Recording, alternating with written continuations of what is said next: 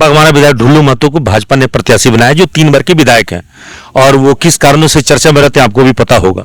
और किस कारण से विधायक बने वो भी आपको भी पता होगा, ठीक है। रिकाउंटिंग हो गया होता तो शायद आज जलेश्वर महतो जी होते। बहुत अच्छा, आप सबसे पहले विधायक ढुल्लू के बारे में आप किस रूप में जानती हैं? 49 केसेस के रूप में जानती हूँ। अजय भैया बता रहे 50 हो गया, मैं थोड़ी लेट। Half century. अगर वोट दे के पीएन सिंह जी को 3 बार का सांसद चुन सकते हैं तो पीएन सिंह के हटने पर उनके विरोध में ढुल्लू महतो को हराने के लिए अनुपमा सिंह को उतार भी सकते। एक और बहुत दिन से भारी भीतरी की बात आ रही थी। मैंने 1932 का खुद समर्थन किया। जब हम रिजर्वेशन का समर्थन कर सकते हैं तो हम 1932 का भी समर्थन करना हमारा बनता है।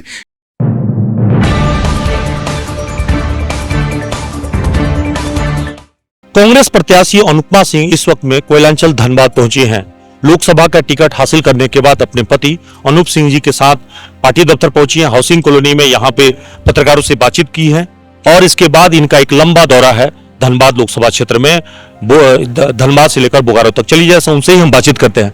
मैम, टिकट लेने के बाद एक तो काफी वक्त लग गया, आपके विरोधी यहाँ 23 दिन पहले टिकट लेके आ गए और मैदान में खूब घूम रहे हैं। आपका वक्त अब काफी 25 दिन ही बचा है मोटा मोटी। कैसे सब लोगों तक, छुई विधानसभा तक पहुंचना है, तो कैसे ये पूरा टास्क करेंगे और क्या कुछ करने वाले हैं आप? क्या 40 दिन काफी नहीं है? बिल्कुल, तो बहुत है, बहुत। अभी तो काफी दिन पड़ा हुआ है और हम लोग एकदम हर एक कॉर्नर को टच करेंगे, किसी को भी नहीं वो करेंगे, निराश नहीं करेंगे। और हम लोग पूरी कोशिश करेंगे कि पूरी धनबाद लोकसभा की सारी जनता हमें प्यार देने का काम करेगी। और देखिए, मेरी जीत तो आज ही निश्चित है, ठीक है। आपके जो ससुर है, आपके ससुर जो है राजेंद्र बाबू का नाम इस क्षेत्र में बड़ा नाम रहा है, मजदूर नेता रहे हैं। आपके पति बेरमो विधायक, उनकी भी चर्चा है, चूंकि इंटेक के भी नेता है। और आपका चूंकि नाम लोगों के बीच में थोड़ी पहली बार लोग चर्चा में सुने, चूंकि अभी तक आप घर में एक परिवार के तौर पे लोग बहू के रूप में जानते थे, घरेलू महिला के रूप में जानते हैं। राजनीति की फील्ड में थोड़ा नयापन है और इसीलिए लोगों को लग रहा है कि वो कैसे लोगों तक पहुंचेंगे। वही मैं आपको बताने जा रही हूँ। जैसे आप पूछ रहे हैं ना कि नया है, ठीक है, तो मुझे क्या लगा ना कि ये जो है, ये हमारा जो सारा समीकरण बना, वो सब कुछ मेरे पिता तुल्य ससुर जी ने ऊपर से आशीर्वाद देके उन्होंने बहुत कोशिश की कि धनबाद की जनता से अपना प्यार वो करे, और उन्होंने बिल्कुल किया। पर इस उस पे उतारने का काम उन्होंने ऊपर से आशीर्वाद देके मुझे किया है। तो ये उन्हीं का आशीर्वाद है, और अभी अगर उनका आशीर्वाद यहाँ तक मुझे लाया है तो आगे जीत भी वही कराएंगे। पगवाना विधायक ढुल्लू महतो को भाजपा ने प्रत्याशी बनाया, जो 3 बार के विधायक हैं, और वो किस कारणों से चर्चा में रहते हैं आपको भी पता होगा। और किस कारण से विधायक बने वो भी आपको भी पता होगा, ठीक है। रिकाउंटिंग हो गया होता तो शायद आज जलेश्वर महतो जी होते, ठीक है। तो तो बहुत अच्छा, आप सबसे पहले विधायक ढुल्लू के बारे में आप किस रूप में जानती हैं? 49 केसेस के रूप में जानती हूँ। अजय भैया बता रहे 50 हो गया, मैं थोड़ी लेट। Half century. और पढ़ते पढ़ते मेरे आंखें दर्द हो गई कि 49, उस टाइम 49, भैया 50 वाला भी भेज दीजिएगा, ठीक है। तो वो पढ़ते पढ़ते मेरी आंखें दर्द हो गई कि कौन सा केस बचा है। वो तो करें कि हम आंदोलनकारी, आंदोलन में खर्च कर रहा हूँ, कारण जेल में गए। आंदोलन में आप महिलाओं का यौन उत्पीड़न करते हैं? हाँ, आंदोलन में किसने किया है आज तक? किसी का नाम बताइए, किसने किया? वो केस तो मैनेज हो गया है, क्योंकि 1 महीने बाद उनको प्रत्याशी बनना था, तो 14 फरवरी 2024 को उन्होंने अपना केस रफा दफा करा दिया, क्योंकि उनको 1 महीने बाद। और सारा कुछ तो आप जान रहे हैं, एकदम ऊपर से एकदम आशीर्वाद उनको। अभी तो करेंगे, हम श्री राम भक्त हैं, राम मंदिर बनवाया है। भक्त है हम लोग, श्री राम के भक्त नहीं है। 9 दिन का व्रत करके आए हैं, अभी तक कुछ खाए भी नहीं है, पता है आपको। और माँ मुंडेश्वरी के यहाँ हवन करके, और क्योंकि आप लोगों का यहाँ कार्यक्रम मेरा फिक्स था, इसीलिए मैंने बोला कि चलो बाद में होगा।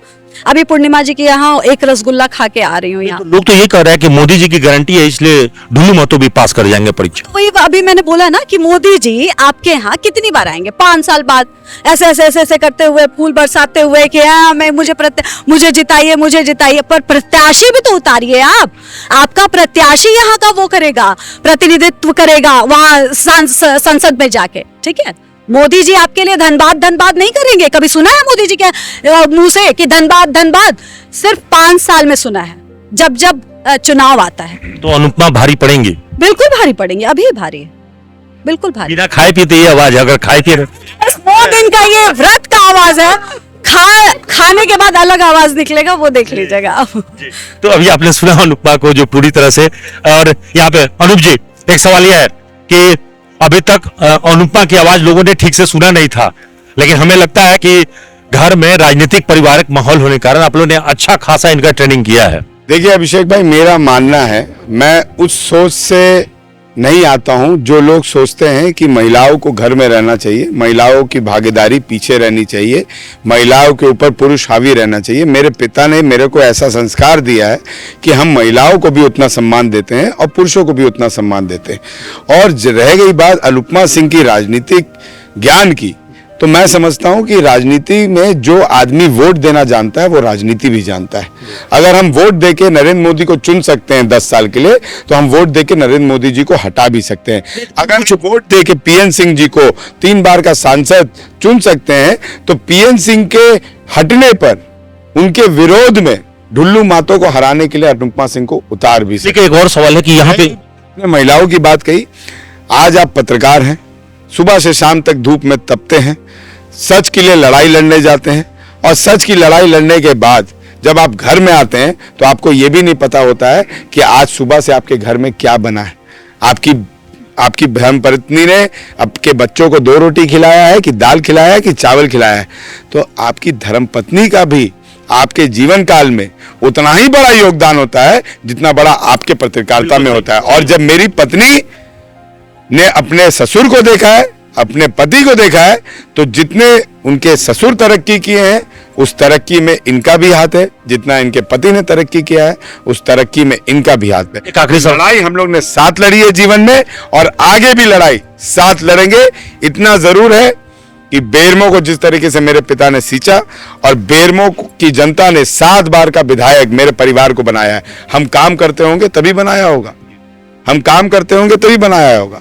तो आकलन में भी ढुल्लू मातो से आगे हैं, वो 3 बार के हैं, हम 7 बार के हैं। और 3 बार क्यों है वो मेरी धर्मपत्नी ने बता दिया, जलेसर मातो रहते तो शायद वो।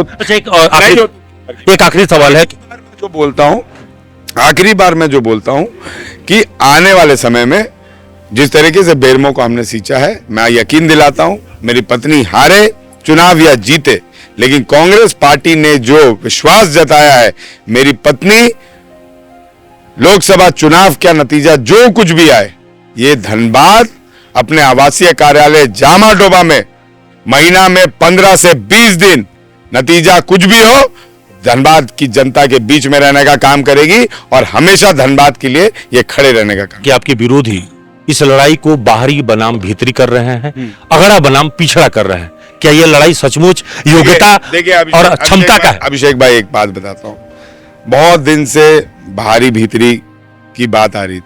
मैंने 1932 का खुद समर्थन किया है। जब हम रिजर्वेशन का समर्थन कर सकते हैं तो हम 1932 का भी समर्थन करना हमारा बनता है, क्योंकि रिजर्वेशन हमने किनको दिया? जो लोग राजा महाराजाओं के राजपाट के बाद वंचित रह गए थे, आश्रित हो गए थे, उन्हें हिंदुस्तान की सरकार ने, कांग्रेस पार्टी की सरकार ने रिजर्वेशन से आगे लाने का काम किया। निश्चित तौर पर झारखंड मूल वासियों का झारखंड है, झारखंड आदिवासियों का है, झारखंड 1932 की खतियान होल्डर्स का है, क्योंकि वो यहां पे रहे। और मैंने शुरू से 1932 का समर्थन किया, ऐसा नहीं है कि मैंने नहीं किया। हमारे नेता ने, हेमंत सोरेन जी ने जब 1932 की बात कही तो हमने उनका समर्थन किया। हमारे नेता ने जब 1932 की बात का क्लॉज दिया तब भी हमने उनका समर्थन किया। लेकिन आपने जो पूछा कि बाहरी भीतरी, आपको मैं एक बात बताता हूं, हम कोयला नगरी में खड़े हैं और ये आप पता करवा लीजिएगा, और जो भी मेरे व्यूअर्स इस कैमरा से आपको देख रहे हैं वो भी पता करा लेंगे। जब हिंदुस्तान नेशनलाइज हुआ, मतलब ये कोल इंडिया नेशनलाइज हुआ, तो 2 आदमी का सबसे अधिक कोयला के खदान और पहाड़ गए। वो 2 आदमी कौन थे? कामाख्या नारायण सिंह, हजारीबाग महाराज, सौरभ नारायण जी के ग्रेट ग्रैंडफादर। और दूसरे आदमी कौन थे? रामविलास सिंह, भरतौली के रहने वाले और गया महाराज। रामविलास सिंह जी मेरे बाबा थे, गोतिया थे, राठौर थे, हम भी राठौर हैं, ठीक है ना। तो रामविलास बाबू बेरमो में कब आए? 1932 से कई साल पहले। अगर इतिहास पता करना है तो उनके लोग जाके जब मेरे बाबा ही आ गए, जब मेरे रिश्तेदार ही आ गए, तो उनको देखे थे कि मेरे चाचा लोग भी आ गए। आदमी पीढ़ी तो एक ही आता है, आदमी पीढ़ी तो एक ही आता है। मैं एक चीज बोलता हूं, आज 1932 वाले जो भी हैं वो झारखंड में 1932 में आए, उनका स्वागत करता हूं मैं, और निश्चित तौर पर उनका हक मिलना चाहिए। लेकिन वो भी तो कहीं से आए, वो भी तो कहीं से आए, वो भी झारखंड के तो नहीं होंगे। झारखंड में तो मुंडेरी थे, झारखंड में तो आदिवासी थे, झारखंड में तो एसटी थे, झारखंड में कुछ कुर्मी थे, झारखंड में कोई, लेकिन सभी कुर्मी, सभी कोयरी, सभी राजपूत, सभी पंडित झारखंड के नहीं थे। उनके रिश्तेदार 1932 से पहले आए तो उनको भी यूपी से बुलाए, तो आपके विरोधी भी बिहार से बुलाए, तो आपके हमें भी बुलाया गया, और हमारे जो रिश्तेदार है वो 1932 से पहले आए। तो आपके विरोधी अपने दाग को छुपाने के लिए ये बाहरी भीतरी और पीछे की लड़ाई। देखिए, मैं एक बात जानता हूं, ना मुसलमान की बात होगी, ना हिंदू की बात होगी, ना पिछड़ा की बात होगी, ना स्वर्णों की बात होगी, ना बाहरी की बात होगी, ना भीतरी की बात होगी तो हिंदुस्तान की होगी। और हिंदुस्तान चाहता है कि मोदी को हटाओ और देश बचाओ। तो अभी आपने सुना अनुपमा सिंह को और उनके पति अनूप सिंह को, जो बता रहे थे कि इस वक्त में जो लड़ाई है वो सभी लोगों के मिलकर लड़ना है, और कांग्रेस के जो प्रतिनिधि हैं वो इस बार पूरे दमखम के साथ जो ओपोनेंट है ढुलू महतो, उनके खिलाफ चुनाव मैदान में हर तरह की लड़ाई लड़ने को तैयार हैं। अब देखना है कि आगे क्या होता है, ये तो चुनाव परिणाम बताएगा। सहयोगी नितेश के साथ कुंवर अभिषेक सिंह, न्यूज़ एएनपी, धनबाद।